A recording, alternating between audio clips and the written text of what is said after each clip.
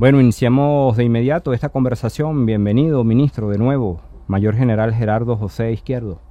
Bueno, reiterar el saludo al pueblo de Venezuela, a las usuarias y usuarios de esta histórica y prestigiosa Radio Nacional de Venezuela. Recordemos, repotenciada por mi comandante supremo, el comandante Hugo Chávez, y por supuesto el impulso que el señor presidente, comandante en jefe de la Fuerza Armada Nacional Bolivariana, el señor Nicolás Maduro Moros, le ha dado a las radios y a las radios comunitarias, pero sobre todo esto, el bastión de la revolución en este tipo de guerra electrónica no convencional, la Radio Nacional de Venezuela. Un saludo a todos ustedes. ¿Cómo ha avanzado la seguridad, la producción, la atención ciudadana con esta nueva misión? El 11 de septiembre del 2015, mi comandante en jefe, el señor presidente de la República, decidió pues la activación de esta misión. Así lo consideró como una política pública del Estado, del gobierno revolucionario, en virtud al incremento de la violencia que se venía generando, sobre todo en la frontera occidental con la República de Colombia. No olvidemos los ataques traicioneros del paramilitarismo colombiano que pretendió hacerse de nuestra frontera occidental, y esta importación que recibimos de la violencia colombiana. Y mi comandante tomó una decisión de Estado soberana, en principio de cerrar la frontera después de aquella agresión que le hicieron a una comisión de oficiales de nuestro ejército y personal civil que andaba con ellos, y sufrieron lesiones gravísimas. Aún todavía padecen, aun cuando el gobierno revolucionario le ha dado toda la atención médica que eso ha meritado, pero fue una acción traicionera por parte del paramilitarismo, el contrabando de extracción y la intención del narcotráfico también de hacerse esta frontera. Y la Fuerza Armada Nacional Bolivariana, del cual tenemos la honra de pertenecer, al mando de mi general en jefe Padrino López, que ha tenido una actuación desplegándose por toda la frontera, pero con mucho mayor incidencia en la frontera occidental. Esto llevó a cabo una zona de sección, recordemos por favor, una zona de sección y unas autoridades que se designaron para atacar de inmediato, con las prórrogas que así se meritó, atacar de inmediato todos estos flagelos que estaban actuando sobre nuestra frontera, sobre nuestro territorio, y por supuesto una acción contra nuestro pueblo que hace vida en la frontera y los extranjeros que legalmente viven en ella. Y ahí nace la frontera de paz, con la intención de impulsar una nueva frontera, con un nuevo esquema cultural para la paz, para la educación. El tema de inmigración es otro de los vértices importantísimo, como le decía, la movilidad humana. Ahí el Ministerio de Interior, Justicia y Paz, a través de los servicios de identificación de Venezuela, junto y en coordinación con Colombia, buscando el camino que permita a los que viven en frontera y se mueven de un lado a otro cotidianamente por una u otra razón, tengan una movilidad mucho más práctica que le permita a ambos estados, y sobre todo en el caso nuestro, ejercer la soberanía nacional controlando a quién entra y quién sale de nuestro país.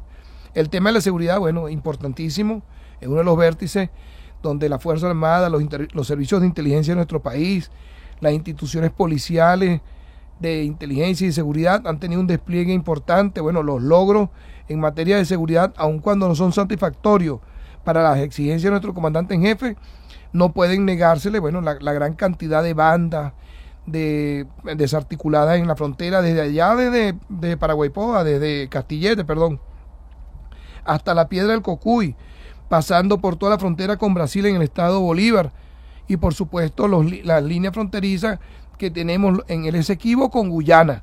Ahí también tenemos un accionar importante, porque debe llevar la misión Frontera de Paz, la transformación absoluta de toda nuestra frontera terrestre y marítima. Y las misiones sociales, que fue es una exigencia de nuestro comandante en jefe, el señor presidente, que esta misión sea el gran articulador, la bisagra, que permita, junto con los gobernadores bolivarianos, las autoridades de los municipios fronterizos y las instituciones del Estado, poder articular todas las misiones que ha creado el Estado venezolano y lleguen hasta allá, hasta lo más recóndito de la frontera. Lo cultural, que es supremamente importante, lo cultural, la transformación del ciudadano, de las nuevas generaciones, no solamente en el escuchar música, ver los programas de radio, sino la cultura humana. Esos dos vértices son muy importantes, ¿no? Y quiero hacer hincapié en el cultural y en el de seguridad.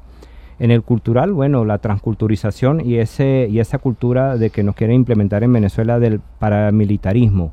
Y la seguridad, Por supuesto, esa Colombia, esa frontera con Colombia, como usted lo indica, es muy movida, ¿no? Sí. Entonces, bueno, por allí vemos el narcotráfico, la extracción de diferentes rubros, la gasolina, ahora los alimentos, el llamado bachaquerismo y el paramilitarismo que viene desde Colombia y le está haciendo mucho daño a la sociedad venezolana en cuanto a seguridad se refiere. ¿Qué están haciendo ustedes? ¿Qué tanto han avanzado en esas dos materias fundamentalmente? Ha habido un despliegue importante manifestado por el señor comandante estratégico operacional, el ministro de la Defensa, almirante en jefe Padrino López, donde se incrementó el pie de fuerza militar en estos estados fronterizos. Y se diseñaron planes que permitan dar al traste con las acciones de los mal llamados bachaqueros, de mil cosas, de combustible, de alimentos, de material no ferroso, bueno, cualquier cantidad de cosas que por el choque que hay entre los dos modelos de ambos países, bueno, pretenden, porque hasta la medicina. Nosotros capturamos una señora allá en el Apure recibiendo medicina gratuita para su enfermedad y vendiéndolas luego allá pasando la frontera. Hasta la medicina, pues. Es el choque de estos dos modelos donde aquí lo principal es el ser humano, lo social, lo humano. Eso es lo prioridad. En el otro, bueno, es el dinero, el peso. Ahí está Dólar Today, el dólar Cúcuta, que tanto han querido con eso atacar a nuestra moneda. Y eso debe conocerlo y saberlo el pueblo entero. Y en la unidad demandada por nuestro comandante supremo, en la unidad demandada por nuestro comandante en jefe, unirnos y entender de que nuestra moneda está siendo afectada por agentes exógenos que quieren debilitar la moneda, debilitar nuestra economía y debilitar nuestra revolución. Eso no podemos permitirlo. Pero bueno, ciertamente que todo esto que se ha tratado de instaurar en esa frontera para el mal, para afectar al pueblo de Venezuela y la soberanía de nuestro territorio, ha sido, bueno, desplegada con la Fuerza Armada, los organismos de inteligencia que han hecho un extraordinario trabajo y los organismos policiales. Pero se ha venido abriendo la frontera, se ha permitido que venezolanos ciudadanos, venezolanos crucen la frontera en busca de alimentos, de medicamentos. Bueno, sí, repiten por allí los medios de comunicación. Eso debemos entenderlo claramente. El cierre de la frontera fue ordenado soberanamente por el gobierno revolucionario en la persona de mi comandante en jefe, el presidente Nicolás Maduro. Producto de esta violencia, de estas invasiones. Recordemos el tema de la invasión silenciosa que habíamos recibido o habíamos detectado.